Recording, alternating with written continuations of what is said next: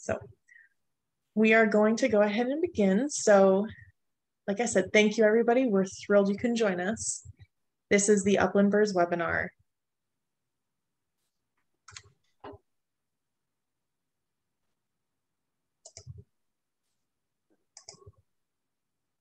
All right, so we have three different presenters today. We have Ben Beaman with Pheasants Forever and Quail Forever. We have Steve Sharp with the National Wild Turkey Federation, and myself, Brittany Like, with Detroit Audubon.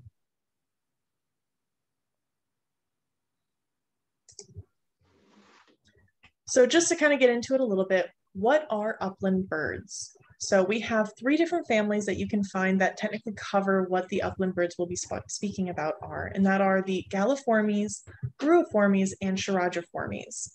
We are mostly focusing on the Galliformes in regards to the turkey, three different species of grouse, the bobwhite quail, which is technically a New World quail, and the pheasant.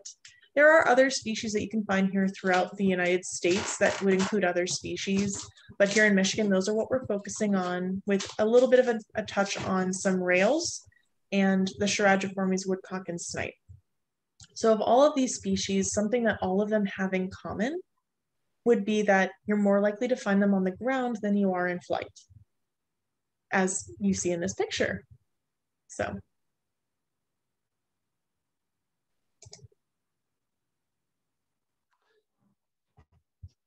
Well, this is of course, we talked about Thanksgiving, and it's kind of a little bit about the wild turkey. This is considered the king of all game birds. These birds, their eyesight is tremendous. Their eyesight is like 10 times greater than man. Their hearing is about 8 times greater than man. They can run about 18 miles an hour, and they can fly about 55 miles an hour.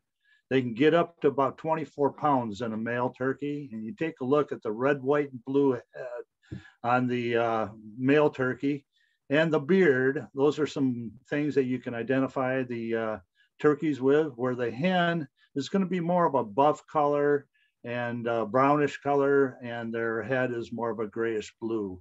The wild turkey is throughout the United States. There's actually 4 different subspecies of the wild turkey, and it's kind of neat because Benjamin Franklin wanted the wild turkey to be the national bird. So it's I kind of prefer wild turkey to eat over a eagle, and so which I have never tried eagle, but it is throughout the United States. We have actually 6 different subspecies, 5 that's in the United States, and then there's 1 other subspecies that is in Mexico. In Michigan, we have the eastern wild turkey. If you get down into Florida, that's the Osceola wild turkey.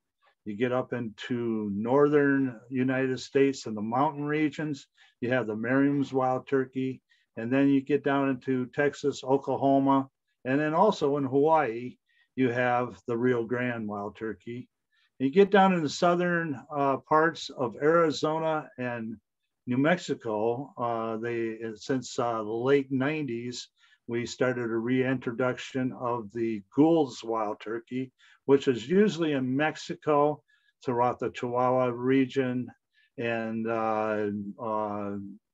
but they reintroduced those in Arizona and New Mexico, and now have a huntable population of wild turkeys there.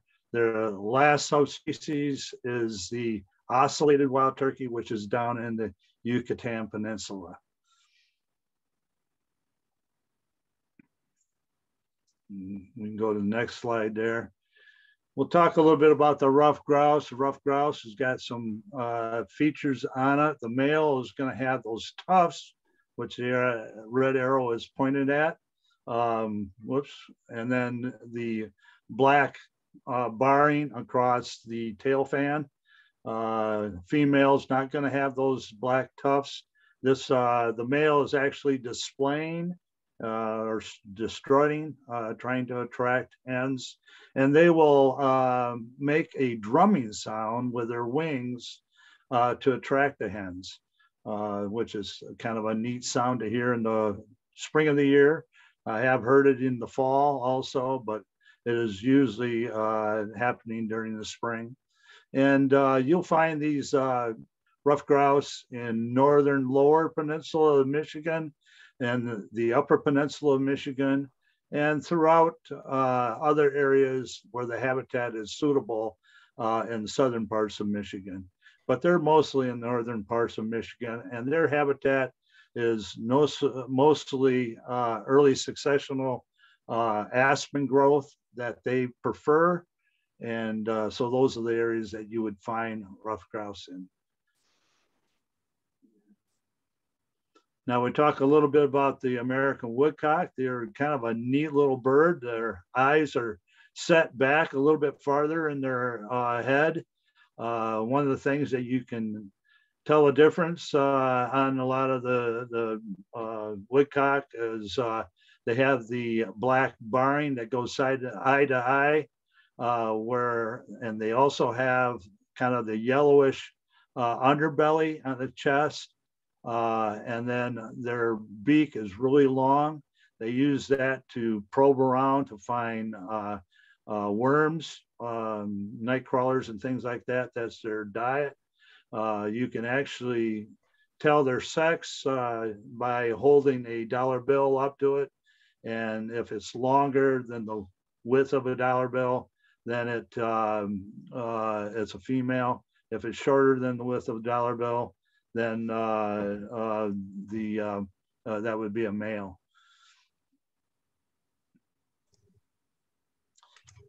One thing too I do mention is that a woodcock is a migratory bird, where you take a wild turkey, a ruffed grouse, pheasants. Those are birds that do not migrate.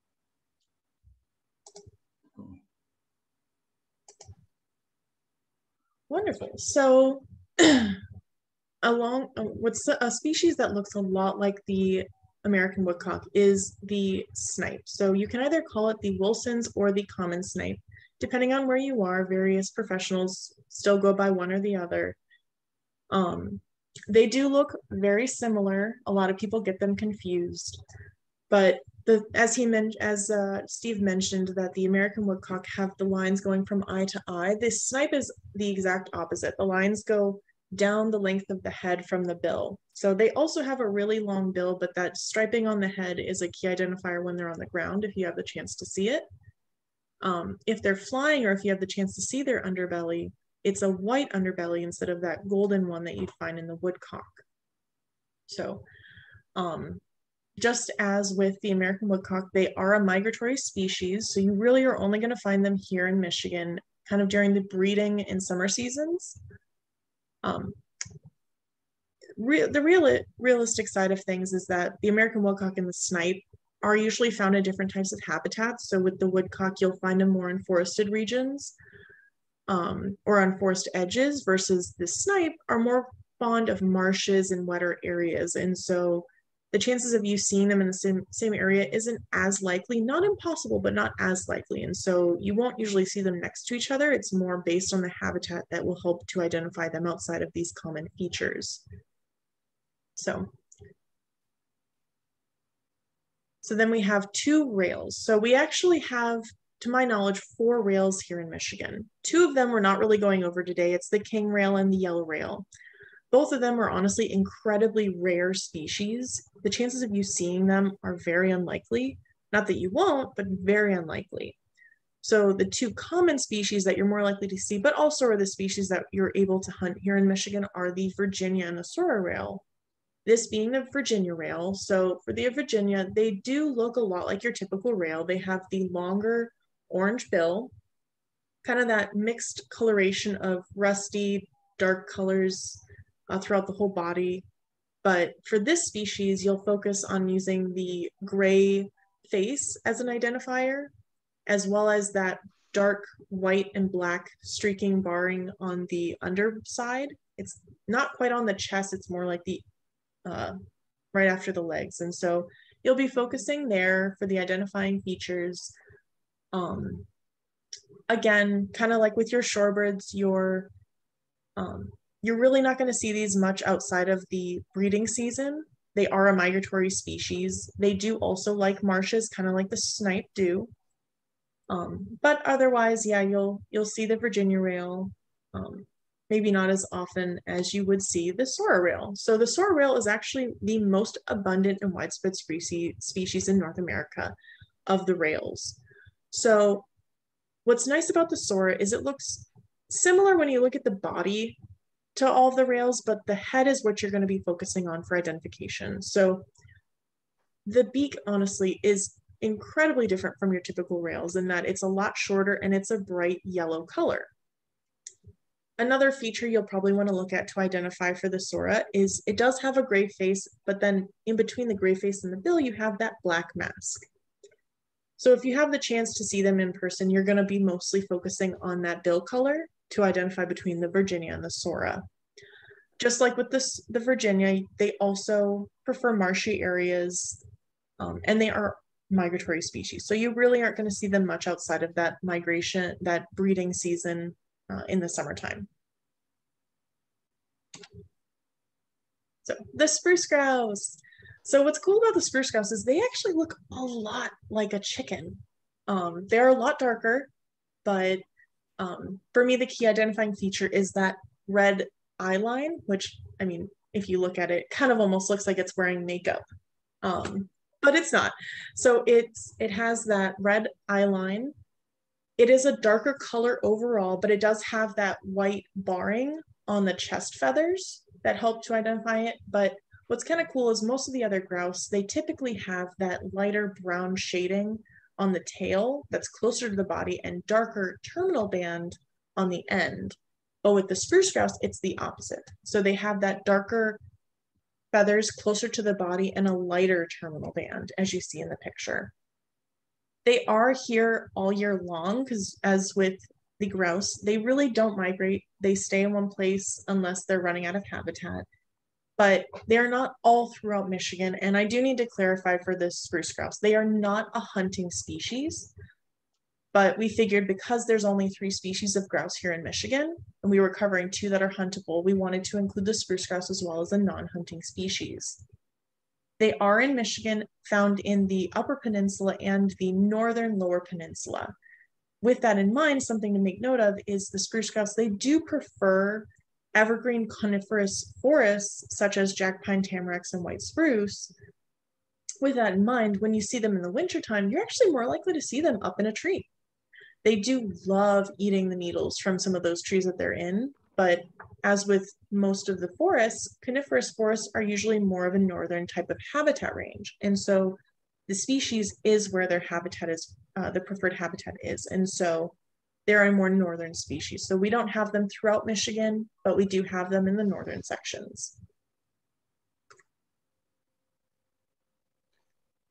All right, so here's our third and final grouse species here in Michigan, the sharp-tailed grouse. Now, a little different from the other two, sharp-tailed grouse is considered a prairie grouse, whereas spruce and ruffed are considered a forest grouse.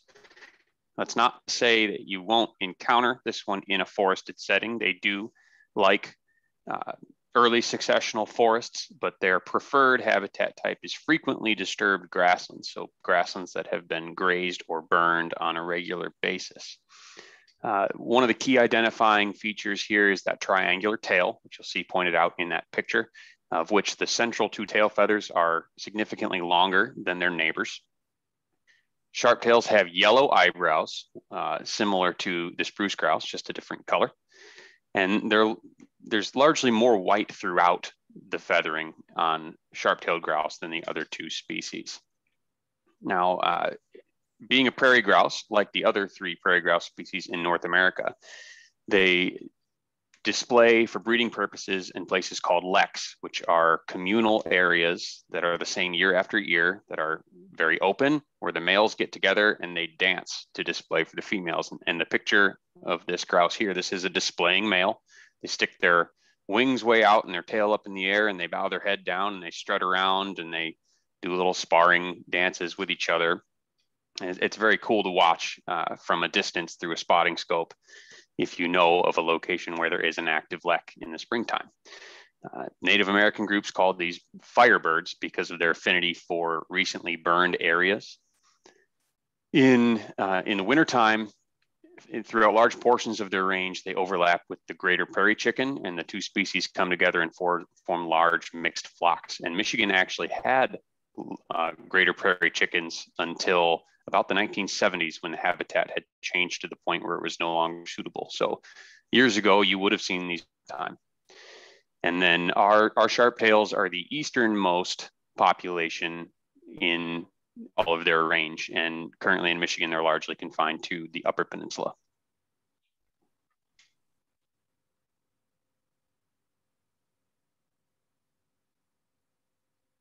You can go ahead to the next one. There we go. So the northern bobwhite is our smallest galliform in this area, simply just known as quail throughout large portions of its range. Your key identifying features here are the white throat and cheek patch, as well as the white eyebrow. They have rusty colored feathering on their back, and their bellies have a scaled appearance. They prefer grasslands, brushlands, and savannas. They live in groups called coveys. These groups need to be a minimum of 8 individuals, but in areas where habitat is correct, they can be as large as dozens of birds. And my favorite fact about bobwhites is that in the wintertime, at night, when they roost in dense cover, they form a circle with their tail feathers all facing each other, and this traps heat from their droppings throughout the night to help generate more, to help them get through the cold weather. Because they're so little, they are less robust than some of the other species we're talking about today when it comes to surviving cold conditions. And lastly, we have the ring-necked pheasant. Look at him, he's a handsome fellow. They're a big bird. They're roughly the size of a laying hen. And in the case of this male, your identifying features are that long barred tail, which is far longer than the tail of any of these other birds.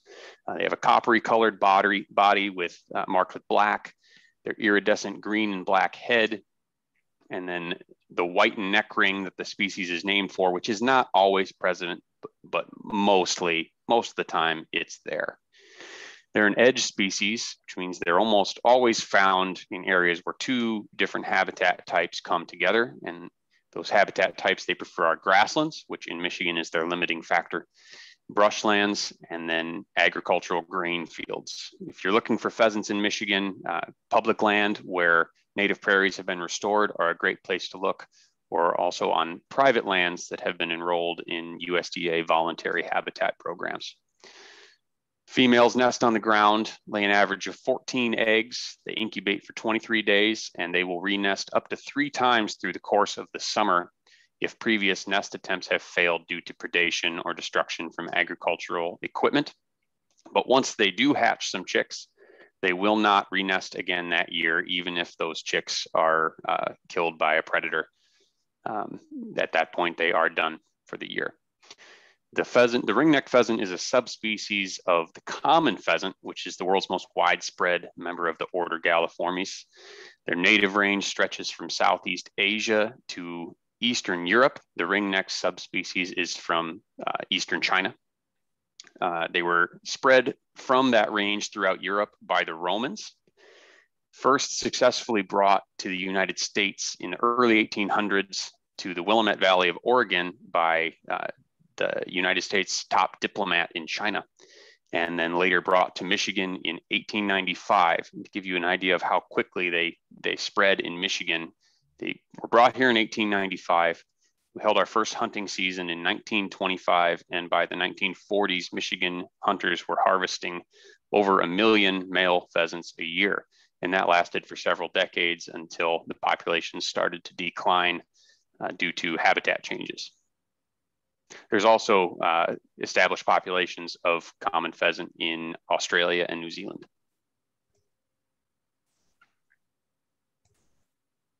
All right, so we're going to jump into a little ID quiz. So I wanted to mention to everyone that I want to kind of give everyone about 30 seconds per slide. We have about 3 slides worth of pictures. So here's 3 of them. So if you could start putting in the comment section what you think these species are. So in this first slide, you have A, B, and C. So if you want to start guessing what you think some of these species are, I'll give you a few seconds.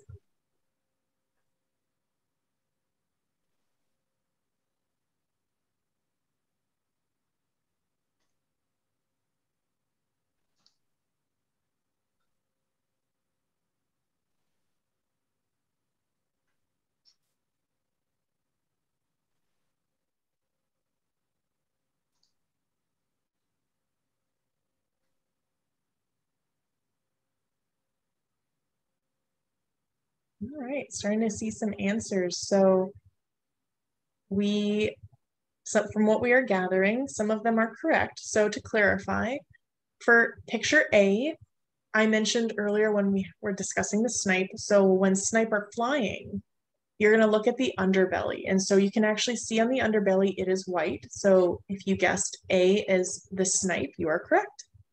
B, played a little bit of a trick question on you. There are two species in this picture. It is both the rails. In the back, you will see the Virginia rail, and in the front, you see the Sora rail. And in the last picture for C, you have your ruffed grouse. So you have the male displaying in the left corner. You can tell by the back tail feathers and the mating display black neck feathers that are protruded. On the side, it is for the grouse, males and females, if they're not displaying, can sometimes be a little confusing for identifying. These are what look to be some females. But yeah, so we have ruffed grouse is C. So now here you have 5 pictures. So let's see if you can guess what these are. Again, I'll give you about 30 seconds to put what you think your answer is.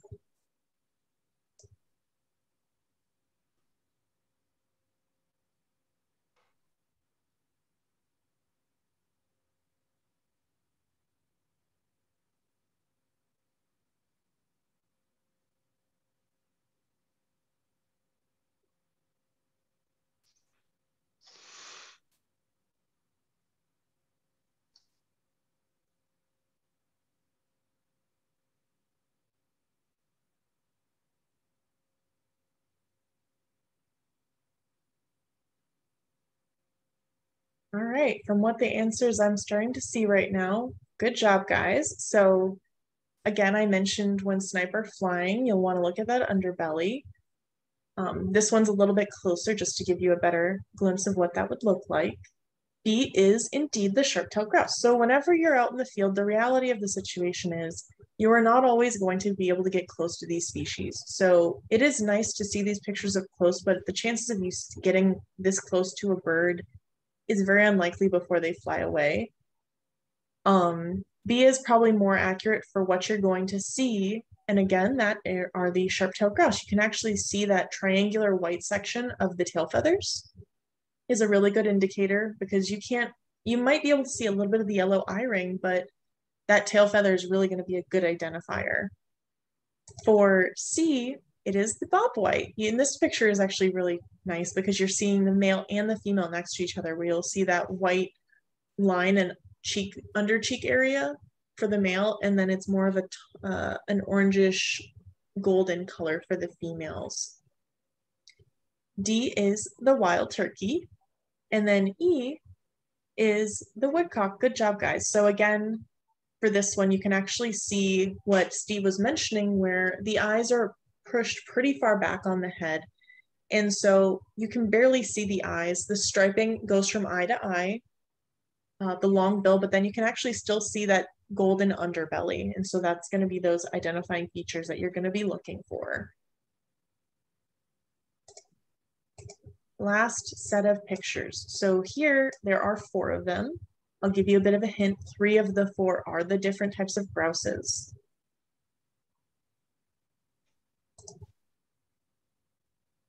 So if you want to go ahead and type those into the comments, again, I'll give you about 30 seconds for you to start writing what you think some of those answers are.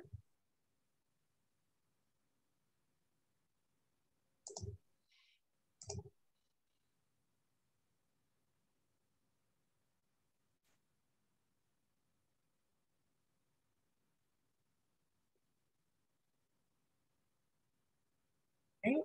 Some of the answers that we're getting are looking pretty good. So yeah, all right, we'll go over those a little bit. So A are indeed the ruffed grouse. So here you're not actually getting to see the male displaying. This is actually going to be a female and her chicks before they've started to fully fledge. And so this is the ruffed grouse. You can see a little bit on that first one to the right, has a lighter tail feather and a darker terminal band. So that's probably going to be kind of what helped you. So this one is a little bit harder. B is your sharp-tailed grouse. So here's a closer picture of it in its display. You get to see that really nice bright triangular tail feathers, and you get to see that the yellowish orange band above the eye. C is indeed the spruce grouse. Good job, everybody. Here, you're actually getting to see it in an angle you'll probably actually see out in the wild. Is in the wintertime, like I mentioned, they're up in trees. And so this one, the picture's nice because you're actually getting to see from a ground angle, and then you get to see that nice bright red eye ring above the eye. And yep, the D is in fact the ring-necked pheasant. So for this one, you're actually getting to see both the male and the female pheasants. So good job, everybody. Here I'm actually going to show you a little clip of the woodcock getting to do one of its little dances. So enjoy.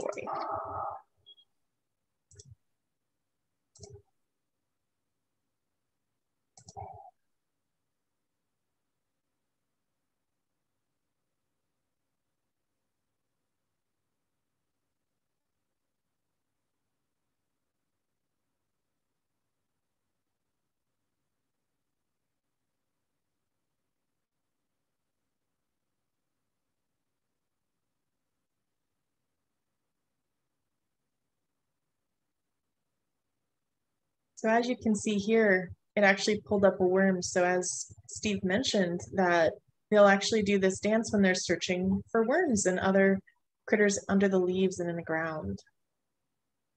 So what's Also, cool?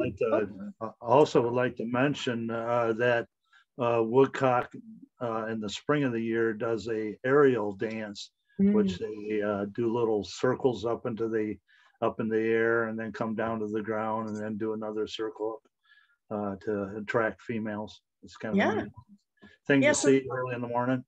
Yeah, that's actually something that's really interesting. If you have never gotten to see, a lot of different birds have various types of mating displays that make them very unique, very interesting to watch, but most people have never had the chance or the opportunity to see those. And so if you ever have a chance, definitely do a Google search and try and see various mating displays of birds because they are so variable. It's actually really cool to watch. So getting into it, reintroducing myself, my name is Brittany. I am the program coordinator and office administrator for Detroit Audubon. I figured I'd actually do a little explanation that we do have some upcoming events that relate to this presentation. We have our Woodcock Watch scheduled for March 25th at 6 p.m. and a pheasant walk scheduled for April 9th at 8:30 a.m. There is another walk that is going to be led by that same person from the pheasant walk. She's leading it again with the DNR on April 30th. And so if you can't make the one on April 9th, you're more than welcome to try and register for the one on April 30th. If you want to learn about these events as well as other things that we're doing here at Detroit Audubon, you can check us out at detroitaudubon.org. This is actually one of our projects that we've been working on for quite a few years now. It's led by our research coordinator, Ava. It's the Detroit Bird City Project. And so basically what the point of this project is it creates native wildflower meadows for birds and pollinators at vacant lots in disused city parks. Essentially, it's not something that happens immediately. It is a multiple stage type of project. As with most major things when it comes to conservation, it's not something that happens automatically. So it usually starts with a seeding of a park that's been chosen or a location that's been chosen, as you see in that top left corner picture. That was an area that was probably recently seeded. The picture beneath it is anywhere from 2 to 3 years later, where the seeds finally started sprouting, and now you have what is Callahan Park, a beautiful wildflower meadow area that is great for not only birds, but also all types of pollinators. And honestly, even humans benefit from it in multiple other ways. And so that bottom right picture is actually a perfect example of some pheasants that moved into an area after we've helped to establish some new habitat. Now these meadows, right now we have about 5 of them. Over the next few years, we're going to continue to expand and hopefully add on either expansions to the parks we already have or get some additional parks throughout the area. And these are important because a lot of species, they need habitat. Prairies are vastly an endangered habitat. And so it's important that we help to restore some of these areas in the metro area. So.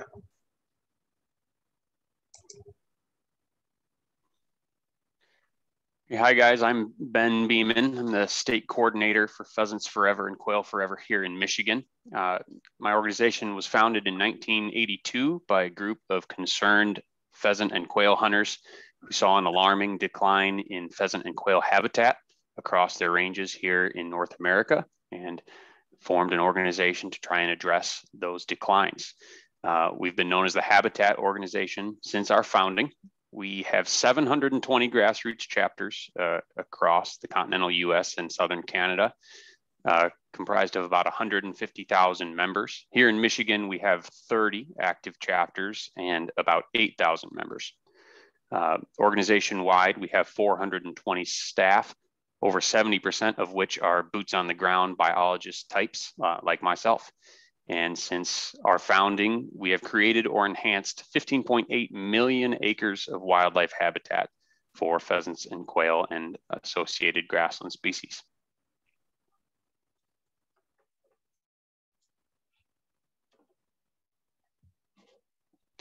I'm going to talk a little bit about hunting in Michigan, and hunting actually helps upland birds in a number of ways. And for those that haven't grown up hunting or around hunting, that seems awfully counterintuitive, and I understand that. But the truth is hunting does a lot of good. And first and foremost is the funding that it generates for wildlife conservation and management. Contrary to what you may think, wildlife management by state and federal agencies is not funded by your tax dollars. It is funded by money generated from the sale of hunting licenses and then excise taxes on firearms, ammunition, and optics by hunters, which will be discussed a little bit more later. Additionally, hunters have a vested interest in the species that they pursue, because if the habitat and the species disappear, the hunting goes away too. So large numbers of hunters donate their additional time and treasure to help conserve habitat through managing their own land for species, as well as by joining conservation organizations such as Pheasants Forever or the National Wild Turkey Federation. And additionally, data collected by hunters from harvest surveys and observations that they make in the field play a critical role in the management activities that state and federal wildlife agencies take.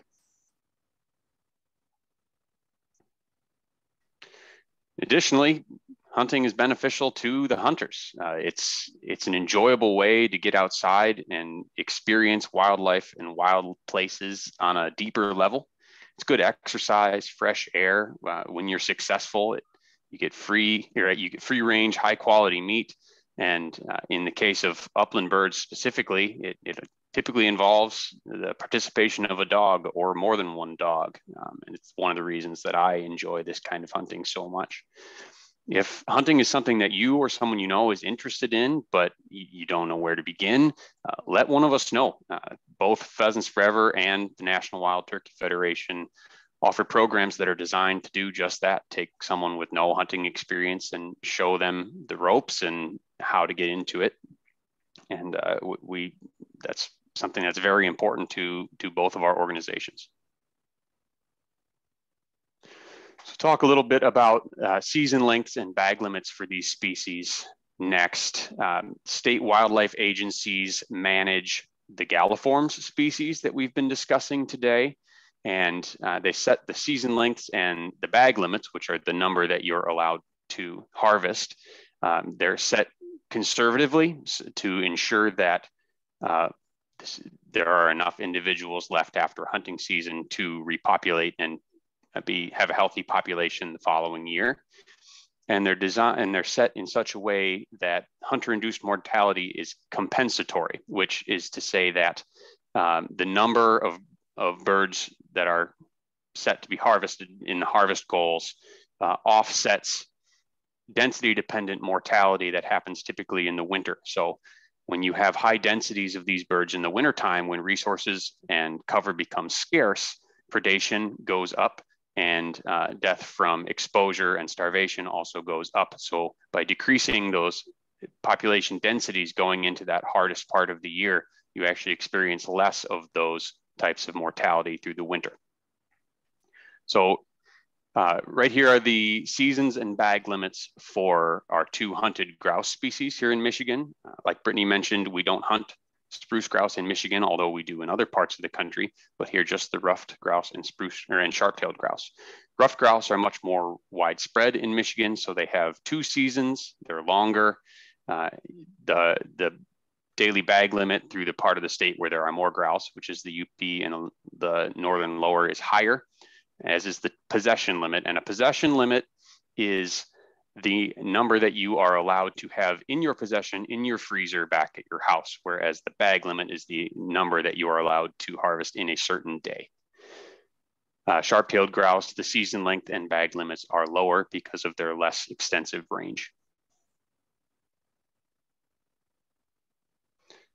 Here's the seasons for pheasants, bobwhites, and turkey. Pheasants, there are 3 zones that they divide the season up into, and the season is different depending on where you are. Bobwhites, it's just 1 zone for the whole state, and turkeys, the seasons are quite variable, and there's more info to come on that from Steve. Bag limits in the spring season, you can harvest 1 bird, and it can only be a male for the entire spring season, and in the fall, you can harvest either sex. Now, these are the non-galliform birds we've talked about that we still hunt in Michigan. All 4 of these are migratory.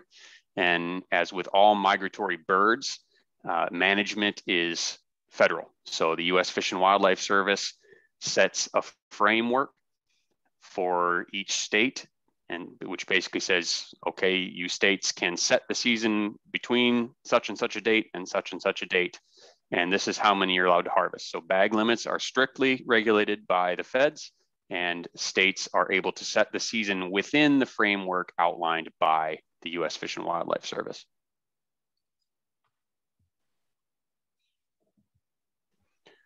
Now, upland bird populations, even more so, specifically the galliforms, even more so than most others, are very tied to habitat.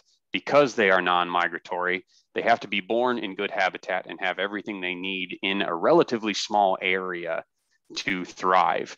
They can't just leave and go somewhere else if conditions change.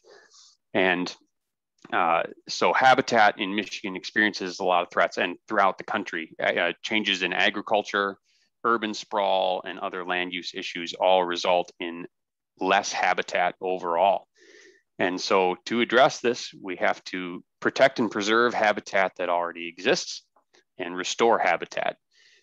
For Pheasants Forever here in Michigan, this means permanently protecting land, either that is currently of high quality habitat but unprotected, or protecting habitat where we can then, protecting land where we can restore habitat.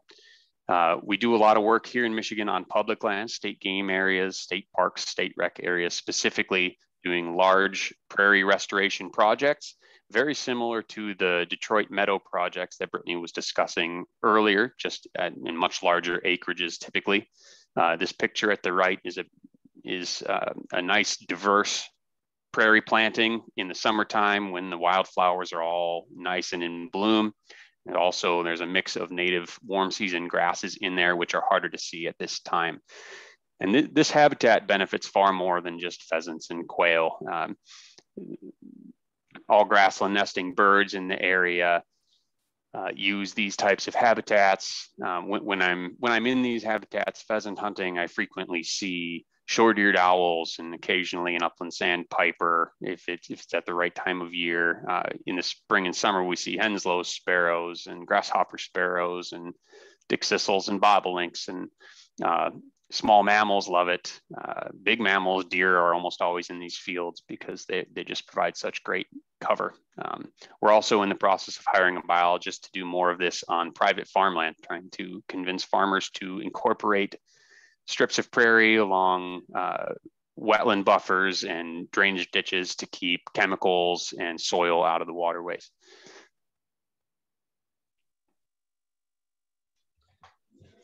Well, I introduced myself here. I'm Steve Sharp. I'm the Hunter Recruitment, Retention, Reactivation Coordinator for the state of Michigan for the National Wild Turkey Federation. And been working with the National Wild Turkey Federation for 28 years, 22 of it as a regional director in fundraising, and then became the Hunter Recruitment, Retention, and Reactivation Coordinator 6 years ago. So go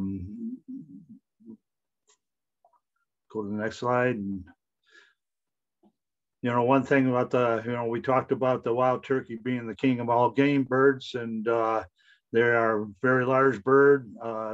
They're very well sought after as far as table fare. They provide some great healthy meat for you, and it's free ranging.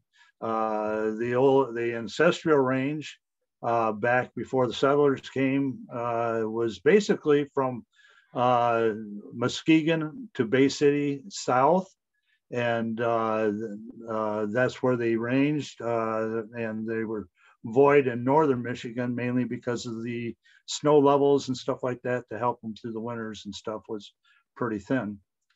We can go to the timeline. We can give you a little idea there. Back before the settlers came and the logging era, wild turkeys were common. They're a native species to Michigan, and they were flourished, but they started to see their decline about the 1800s when the logging era came in there, the loss of habitat, and it depleted a lot of the area of roost trees and things like that that the turkeys needed, the mature timber that they needed, and the types of acorns and things like that, mass crops, were all depleted. And also market hunters, as I say, they were great table fare. People really enjoyed eating wild turkey, like what we did on Thanksgiving here. And so market hunters would go out there. There was no regulations at that time. And the wild turkey was pretty much extirpated from the state of Michigan by the turn of the century there at 1900s. It's kind of neat that we're celebrating 100 years of the Department of Natural Resources being established. It started in 1921, and but in 1938 they established the Pittman-Robertson Act, which is that excise tax that was mentioned earlier that is applied to hunting equipment. It's the 11% excise tax that is applied at the manufacturer's level. And it was the hunters were actually the ones that introduced them. We noticed that there was wildlife populations that were really depleted in a lot of the areas, and the hunters said, we got a problem, we need to do something about it. And it was the Pittman-Robertson funds that were established at that time. The neat thing about it is it's given to the U.S. Fish and Wildlife Service, and then it's allocated to the states according to the number of licenses sold.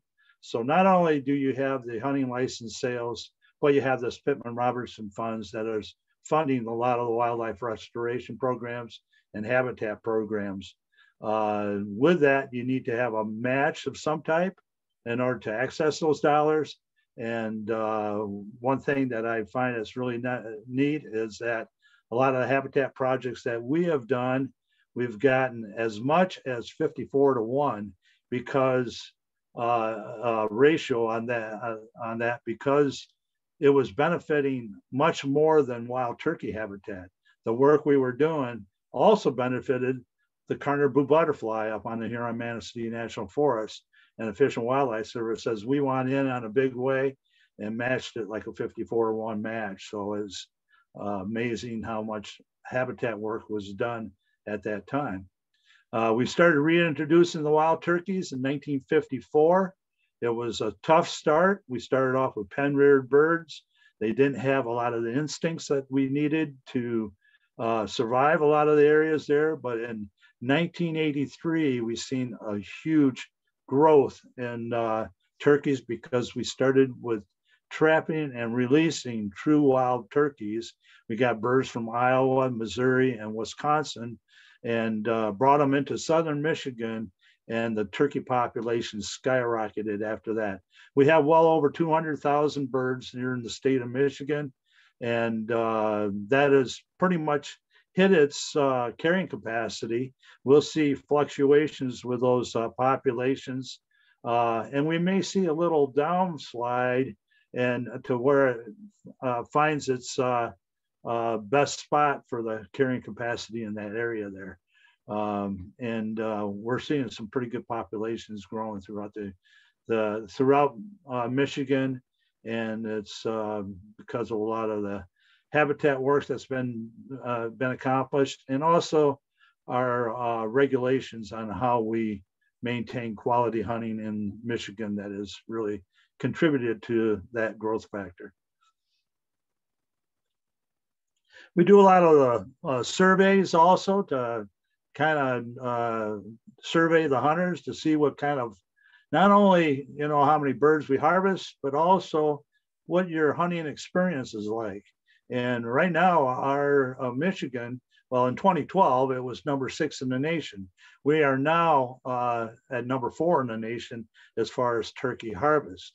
Even though there's a lot of states out there that have multiple birds that are harvesting, we are harvesting more birds per hunter than what a lot of other states are, because of the way we have our regulations set to maintain a good quality hunt in the spring of the year. And we're not trying to put a lot of hunting pressure right at the beginning of the season.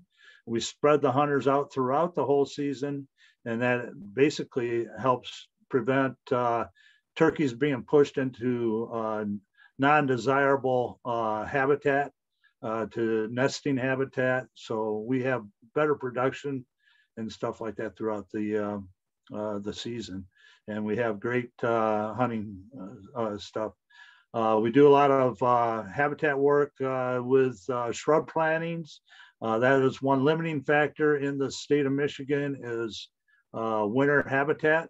So we're doing a lot of crabapple trees that produce fruit well into March, that keep these turkeys surviving through the winter. So it's once again, we get matched dollars through Pittman Robertson funds to help with these projects throughout all of Michigan. We have done some Northern Michigan revitalization programs to reintroduce some turkeys where we've had some real severe winters and lost a big population of birds. And we trapped some birds in Southern Michigan, brought them up into Northern Michigan, and repopulated a lot of those areas in cooperation with the National Wild Turkey Federation, the Michigan Wild Turkey Hunters Association, and the Department of Natural Resources. We've done a lot of those programs throughout Michigan. Kind of the history of the spring season. We started off 1965. We had a fall season, and it wasn't until 1969 where we established the spring hunting. And we started off in Northern Michigan, where we restored turkeys in Northern Michigan. We thought wild turkeys needed the large wooded areas, mature timbers, which Northern Michigan had. Later on, we realized that that wasn't all that necessary. The turkeys survived very well in Southern Michigan, And but 10 years after that plant, you can see the next slide. We went from the mile unit, and then we did restored wild turkeys in Allegan County, and we opened up the Allegan unit in 79. 1989, you can see that we expanded it even farther. Northern Michigan was covered up with a lot of great areas for turkey hunting. Plus, we added the Berry County unit and Jackson units down there in southern Michigan, and those turkey populations in southern Michigan are the ones that really skyrocketed. If you go to 1999, a lot of the state is open, and then 2013, you'll see that the whole state of Michigan is open. Any place that you see turkeys, there is a huntable population there to where we have a hunting season that goes out there. Once again, we spread the people out throughout the season. It opens like April 22nd, and usually is like 1 or 2 week periods. And we now go all the way out to June 6th in some of the areas there. So if we have a short season, like in April, that's a week long, but we add a week at the end of the season in June. So those that hunted in June and didn't quite get to harvest a turkey in the early or late April, they have another opportunity in June to do that. So it's kind of nice to be able to spread the hunters out. We go to the next slide. We do a Northern Michigan Winter Habitat Enhancement Program. Once again, we planted a lot of the crab apples along the openings up in so a lot of the public land in Northern Michigan, along with doing some a food source of some type, planting some cornfields. We pay some landowners to actually leave some corn standing for turkeys. Deer like it also. So that's been a great program for us in Northern Michigan there through the National Wild Turkey Federation. Next slide. One of the things that we find very successful is doing prescribed burns for wildlife that benefits all sorts of wildlife, not only wild turkeys. They like to use it for nesting collars and bugging areas, but also they use these areas for non-game species, bobolinks and all sorts of other wildlife use these openings here, just like the sharp-tailed grouse. So prescribed burn, if you take a look back on that, 3 weeks after that burn, you can see how it greened up, and then 6 months after, that turned into a real nice warm season and cool season grass planting there. So it's been a really good, with a touch of a match, you can do a lot of habitat work as long as it's done correctly. One other thing that we work with, of course, oaks are very important to wild turkeys. They use it, especially matured oaks. So we're doing a lot of work on some of the state game areas for oak savannas and planting a lot of these oaks and restoring some of those areas. Clearing out that brushy underbrush sometimes is a help to get some of that habitat going. One thing that I find is pretty neat is that we are blessed in the state of Michigan that 24% of the land mass is actually open to some type of hunting. There's either state land, federal lands, or logging areas. There's a lot of public access that is available. In the state of Michigan, we have probably more hunting areas in Michigan than what is any place else east of the Mississippi. So this is we are truly blessed in Michigan, and a lot of these areas are really managed very well as far as habitat work going for all sorts of wildlife and hunting opportunities. We do have some events that's coming up in Michigan. We actually had our event for this coming weekend was full for quite some time, but we did have some cancellations at the last minute. If you go to nwtf.org and go to events on our website, I think there's a couple spots for this weekend's Learn to Hunt Pheasants, something that I'm doing in cooperation with Pheasants Forever. And we've got 2 hunts that's coming up, one this weekend, one on the 11th. And you can go to the Pheasants Forever site to sign up for the one on the 11th. So there are some opportunities out there if you are interested in learning how to hunt. And we are going to be hunting out at Rose Lake, a wildlife area there out by Bath, which is kind of northeast of Lansing.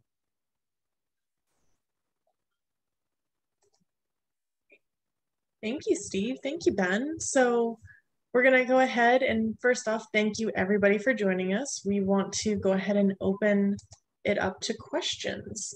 So I did see here that, is there a list of planted grasses that would help attract these upland birds? Ben or Steve, do you guys have any available lists that we could share with our attendees? Yeah, I have lists. Each species is a little different in what they need. Speaking specifically for pheasants and quail, for the work we do here, typically I like to plant a mix of 4 or 5 native warm season grasses, which are big blue stem, little blue stem, Indian grass, side oats grama, and switchgrass. And then my mixes usually have a couple dozen different species of wildflower seeds in them, but the ones that are chief among them are black-eyed Susan, purple coneflower, gray-headed coneflower, blazing star, New England aster, and a handful of others, and perennial sunflowers as well. We use much of the same type of grasses for our bugging areas and nesting areas. But also we do a lot of focus on some type of winter habitat, and we're finding that there's a lot of crabapple trees, this native species that you can plant on your properties that will provide that type of fruit that will hold on to the branches late into the winter to help them through those months of harsh winters and stuff like that. So there's a lot of neat things there too. And oaks are very good. We're doing a lot with trying to reintroduce a lot of white oaks. That's some of the favorite foods, not only wild turkey, but also white-tailed deer are good habitats for that. So any other questions from our attendees right now? It doesn't look like there's any that are listed.